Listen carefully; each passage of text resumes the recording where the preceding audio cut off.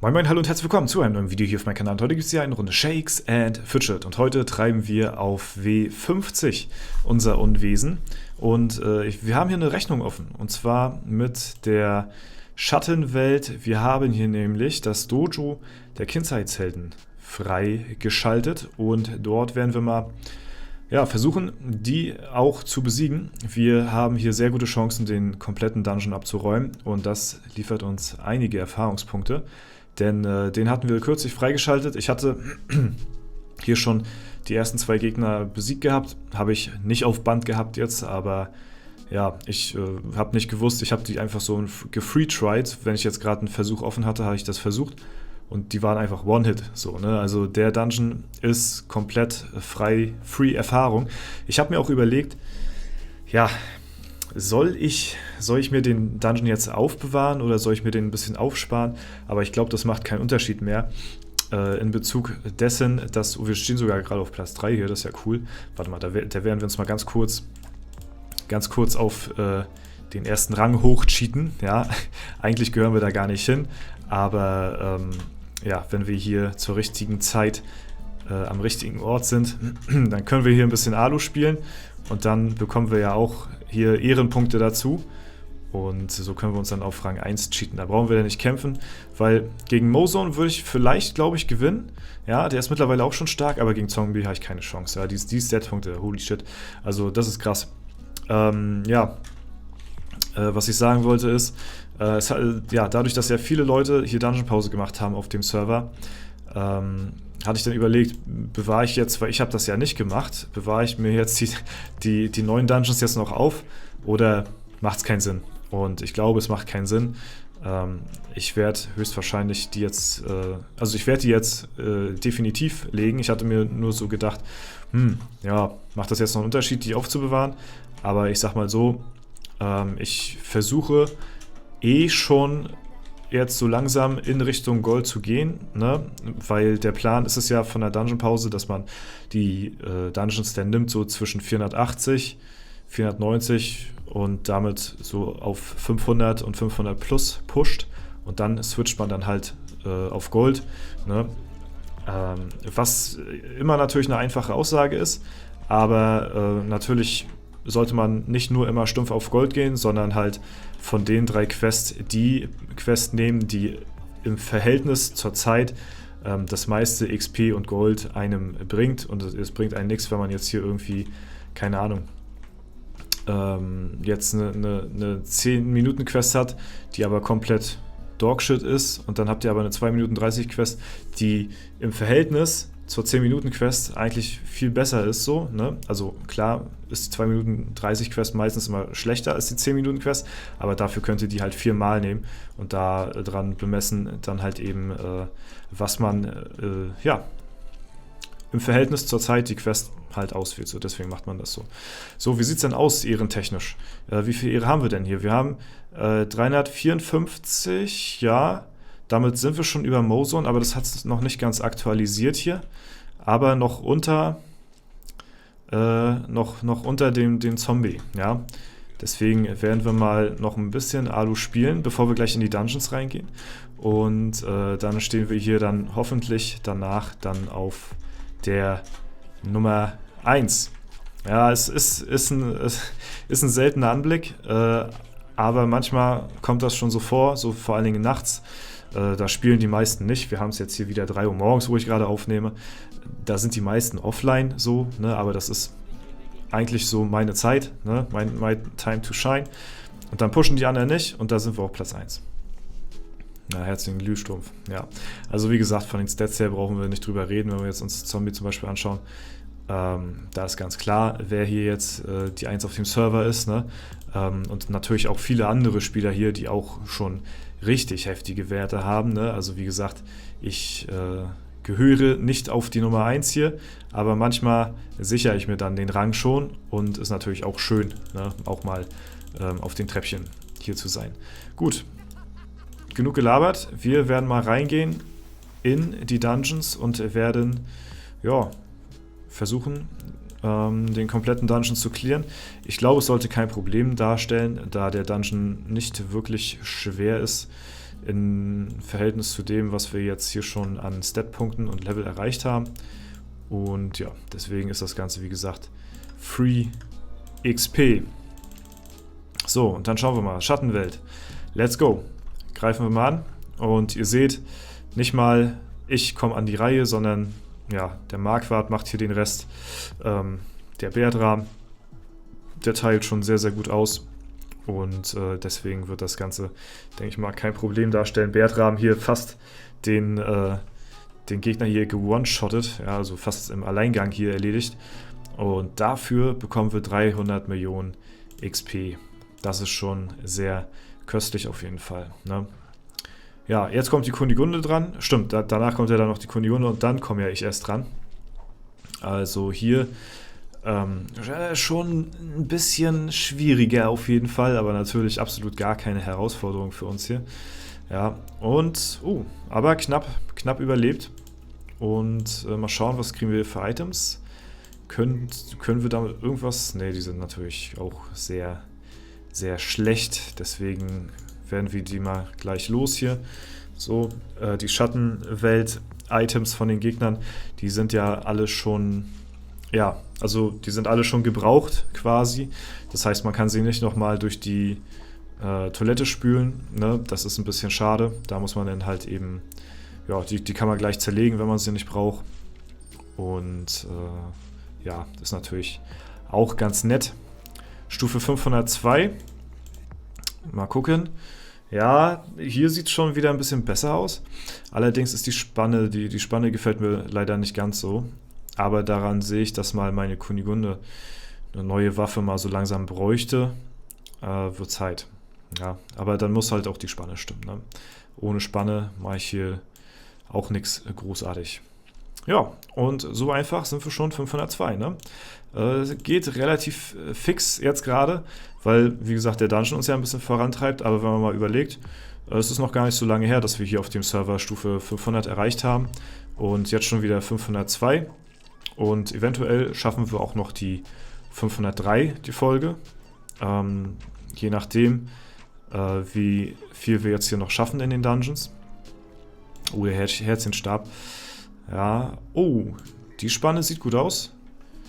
Ja, es ist ungefähr die gleiche Spanne, aber dafür nochmal bessere Werte.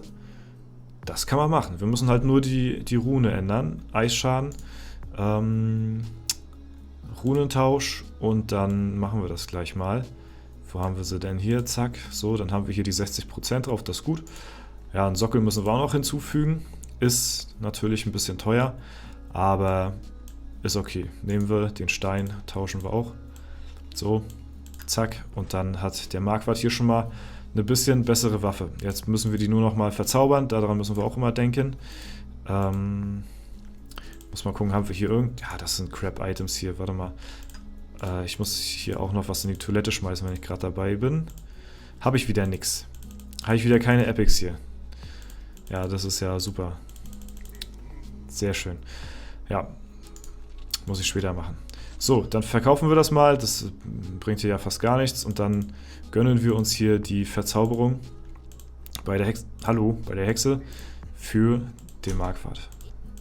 So haben wir das. So, let's go. Und dann gehen wir wieder rein. Ja. Und der nächste. Kamen wir schon mal einmal an die Reihe? Ich glaube nicht, ne? Das ist halt sehr angenehm, muss ich sagen, dass wir hier die Gegner einfach so free tryen können. Das gefällt mir sehr gut. Ist halt, wie gesagt, Free XP. Nehmen wir mit. Sehr schön. So, und übrigens sind wir jetzt wieder voll gefüllt, beziehungsweise aktiv. Wir hatten leider 1, 2 in der Gilde, die waren halt inaktiv gewesen und ja, 1, 2 haben sich jetzt auch wieder von der Gilde verabschiedet, die gesagt haben, ja, Shakes and Fidget bin ich nicht mehr so begeisternd für oder ich kann da nicht mehr die Motivation oder die Zeit aufbringen, die haben dann aufgehört. Das in Kombination mit Leuten, die inaktiv geworden sind, hat wieder eine kleine Durststrecke mit sich gebracht, deswegen haben wir unsere Warteliste fast komplett aufgebraucht. Deswegen, falls ihr immer noch Interesse haben solltet, in der Holzfällerhütte hier zu spielen, könnt ihr mir nach wie vor einfach hier auf W50 in-game schreiben und dann, dann packe ich euch einfach auf die Warteliste. Ihr müsst allerdings ungefähr auch das Level haben wie, hier sehen wir schon wieder einen mit 2 Tage, ihr müsst ungefähr das Level haben wie die untersten, weil das ist ungefähr das Mindeste, was man so, also irgendwie, ich sag mal so ein 300er oder so, ne, ist zwar gut und schön, ne, kann auch sein, dass ihr irgendwie Stufe 350, 380 seid und jetzt gerade mit der Dungeon-Pause begonnen habt oder so, dann dauert das natürlich auch sehr lange, aber dann schreibt mir später nochmal. Jetzt zum aktuellen Zeitpunkt nehmen wir halt dann eher nur Leute auf, die halt auch so in dem untersten Bereich mindestens sind und im besten Fall auch noch in der Dungeon-Pause. Aber ich kann es auch verstehen, wir haben auch echt zu tun, Leute auf W50 aktive hier zu finden für Nachschub.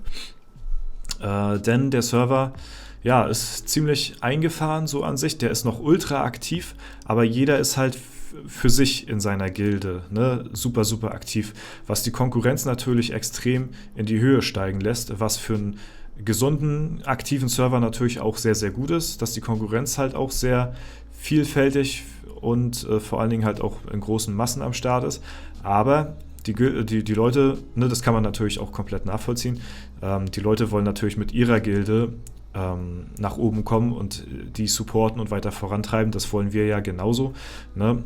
Und deswegen ist es halt auch schwer, neue Leute zu finden, ne? Deswegen natürlich immer sind wir gerne offen, wenn jemand inaktiv werden sollte, dass ihr auf die Warteliste kommt, selbst bei Vollbesetzung und wenn ihr unzufrieden seid bei euch oder irgendwie, keine Ahnung, da zu viel Inaktivität ist oder so, dann könnt ihr mir sehr gerne anonym schreiben und dann, ja, wenn Platz frei wird, dann den Wechsel bestreiten, ne?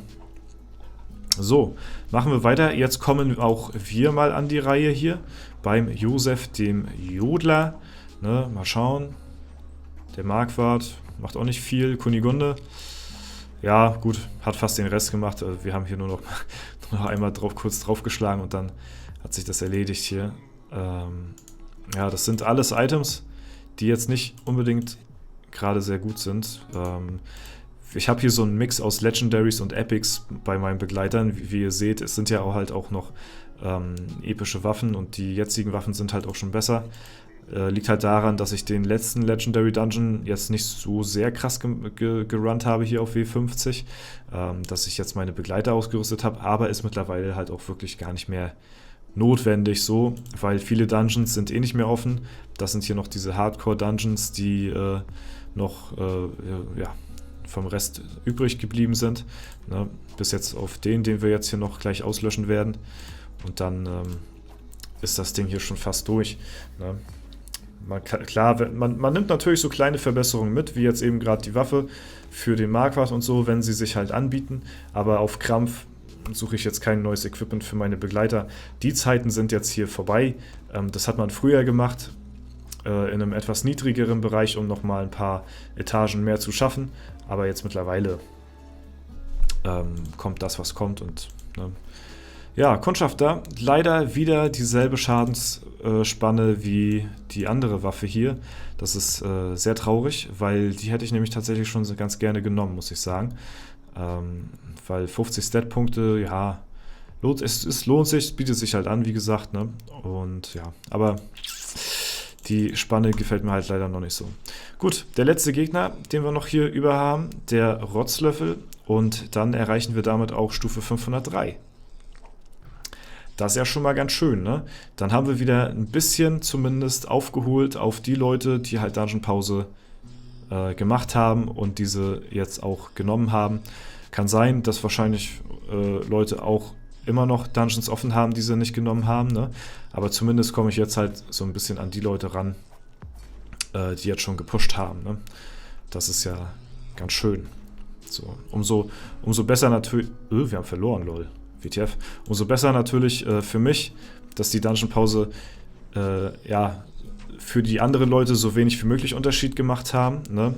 Ist natürlich für mich dann halt dementsprechend besser, ne? Aber natürlich, klar, haben die das gemacht haben, natürlich auch einen deutlichen Vorteil im Level, ne? Und damit halt auch im Goldeinkommen. So, 503. Achso, wir haben hier noch das Achievement.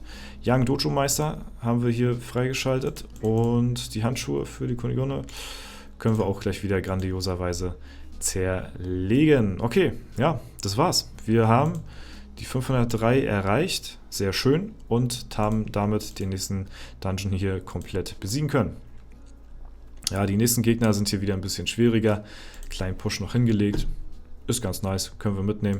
Ja, jetzt hier gerade auf Platz 1, sieht sehr gut aus. Und ja, das war's soweit von mir.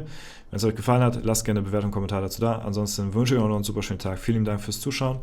Haut rein und bis zum nächsten Mal.